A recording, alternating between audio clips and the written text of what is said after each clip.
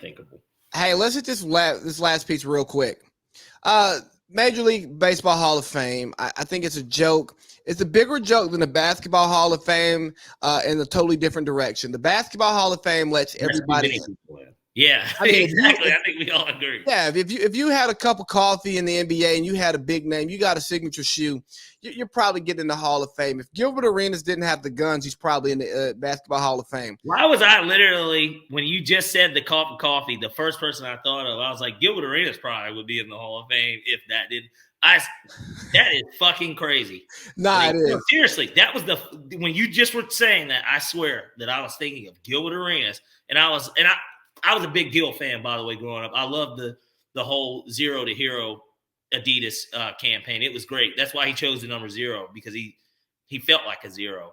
And gosh, he was the first Steph Curry, if we want to talk about. Oh yeah, Steph Curry, Dame Lillard, letting it fly. I swear to God, Gilbert Arenas. Great point. Hey, we'll probably do a Gilbert Arenas appreciation pod in off season because he was so great. I love Gilbert.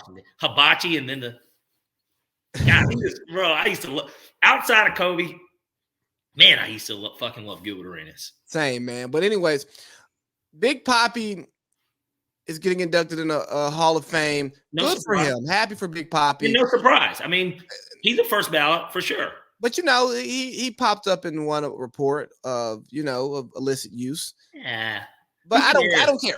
I don't care. Barry Bonds and Roger Clemens. And the reason why the Baseball Hall of Fame is the joke is because Barry Bonds and Roger Clemens aren't there.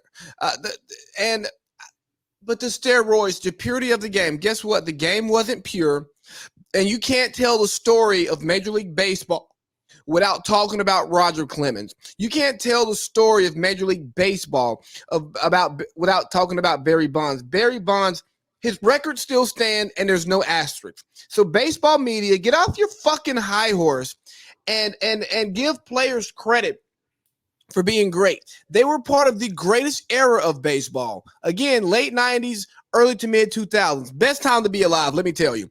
And we just talked about it with TV shows and sports. It was a great time. Music. Barry Bonds has 762 career home runs. You know what I mean? Like, Barry Bonds got walked down 2 with the bases loaded with 2 outs. I don't think you guys understand what type of fear Barry Bonds put into people. Like, I remember watching Giants games because baseball was a primetime thing to do. And it felt like he was going yard every night. And if he didn't, he was hitting it to the fence. And I was about to say, and even more so, and I wanted to even explain what you just said, bases loaded, 2 outs, getting walked up 2. Yeah, this guy wasn't just a power hitter. He wasn't just a home run hitter. He could fucking hit in general. This was a guy that had, he had these seasons. He's above 300 hitter. I'd have to look up the career number, but yeah, look that up because Barry Bonds was a 40-40 guy. You know what I mean? Like, yes, especially and we talked about this kind of briefly last night, and why this was such an issue for me. The steroid stuff didn't even come out until he was in San Francisco. This guy had like 4 or 5 MVPs when he was in Pittsburgh. So fun rumor that I've always read about. And obviously I wasn't old enough then to really be following sports like that. Certainly baseball at that point. I mean, I was mainly just a Falcon guy, but as a kid, like I'm talking 4, 5, 6. But there was a rumor before he went to the Giants that what team would have made a ton of sense for Barry Bonds to go to? Who was always winning games? Braves. Can you imagine if Barry Bonds was on the Braves with that lineup? Smoltz, Maddox, Glavine. Oh God. I know the Braves had got Sheffield at one point, but you had Dave Justice. Even the early part, obviously, Deion Sanders was like Andrew Jones, Chipper. God, imagine fucking adding Barry Bonds to the 90s Braves. I'll tell you. Oh, my God. But I'm glad you bring up the point about him being a great hitter. He was a great baseball player. I mean, he won Golden Gloves. And I remember having a baseball coach talking about what made Barry Bonds so great. He's like, man, he takes this many hits off of a tee every day. Now, by the way, because I looked it up, his career batting average. Now, this is career, guys. So this factors in his later years when, it was home run or bust at that point. Yeah. He's Mr. 3000 almost. But RIP to Bernie Mac. But .298. So damn near he's a 300 hitter for his career. Let's just call it what it is. Yeah, bro. He batted 300 and is one of the greatest power hitters of all time. For his career. And guess what? He never failed a drug test. Exactly. He just is brought up in that fucking report. And sure, he may have done it, and other people may have done it. I mean, he wasn't Rafael Palmeiro who said, I did not use steroids and went and tested positive. And then fucking pointed. He's not A-Rod. McGuire. Right. He's not A-Rod who tested positive twice. Bro, here's the thing. He didn't kiss up to the baseball media. He didn't like those guys. And Barry Bonds, I don't know why he gives me O.J. Simpson vibes. Oh, absolutely. Don't they feel like the same type of nigga? Like, oh yeah, he's like, I'm not black. Don't they kind of just feel like the same type of black guy? I'm not black. I'm Barry. Yeah, but don't they kind of just give you because he's so cool? Like, yeah, Barry was cool when he had the dangling cross that the young boys are wearing now. Like, yeah, man, Barry. Fun story. We were talking about where we were at when Kobe died. I brought up MJ dying. Do you remember? Did you watch Barry Bonds break the record? I do, but I don't remember.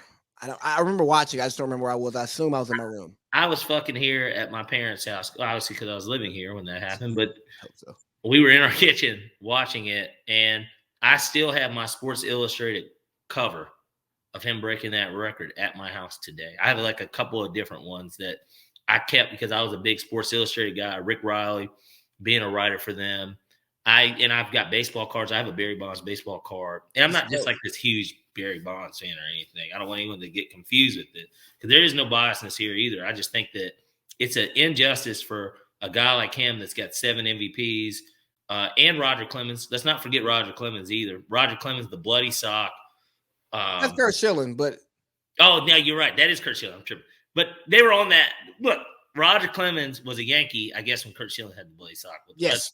But point being, Roger Clemens, when he was with the Astros and they made the World Series, like Roger Clemens has 7 fucking Cy Young Award winning seasons. I don't understand it. Even for my mom, I know there's baseball purists out here, but even one of the things that my mom said, and my mom used to coach our little league teams. Crazy. Okay.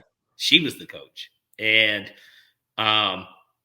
one of the things that she had said, I remember, and why she didn't like the idea of how they were trying to make steroids out to be was that at the end of the day, hitter's timing, and you still got to be able to do that. There's a lot that goes into baseball. I don't think that necessarily you doing something that's supposed to make you stronger, that doesn't change the mechanics of baseball. You still got to hit the ball situationally. You still got to know what to do. You still got to run. That shit doesn't. Steroids do not make you faster. Like the roids. Yeah, these aren't BBLs that are just making chicks' asses fatter. It's not the equivalent. They're not the same thing. Like, keep that again, please. Somebody's like, yeah, I fucking did squats and my ass got fatter. And I'm not trying to sit here and talk about ladies like this, but what I'm saying is that it's the equivalent. Anyone out there with the BBL. If you took fat from your body or something like that, or you did something and, you put it in your ass, it's still all you, isn't it? I don't know. Maybe these are bad comparisons. Here's the thing, though. Roids and HGH were all about recovery because you're playing 162 games. You're getting older, and you just don't recover nearly as fast. But you being good or roids wasn't the difference between good and bad. It was the difference between the consistency in which you could be good. Right. Great. So I look, man, the best people should get in. And if the whole era was using roids, are we going to really write out this whole era? And then it was the most entertaining time in baseball. It was. And when you have a Pudge Rodriguez, McGuire, Bonds going for 70 home runs, and every week everybody's tuning in. Bro, Pudge Rodriguez, he got in and he was in the report. Hey, but we talked about Pug yesterday. Look, let's not bring Pug into this. He's arguably, who did I compare him to? He's like Yadier Molina for the Cardinals in a weird way. I mean, the Tigers, I haven't seen they haven't had any success since I've been alive. And so I know that they made have won in like the 50s or something. Who fucking cares? I don't care. But Detroit is a godforsaken city. they made it to the World Series, though, and that's whose back they were on. Right. But hey, here's the thing, though. I'm only bringing him into it because if he could get in, he should be the precedent, not the anomaly. For sure. I agree. That's fair. All right, man. We're at 2 hours and 11 minutes. It's been a hell of a ride, though. It has, man. You know, I enjoyed you today. We'll do this again next week, and I'm sure I'll talk to you before we record again. Let's get it done. All right, man. I'll see you. All right. Take care. Yep.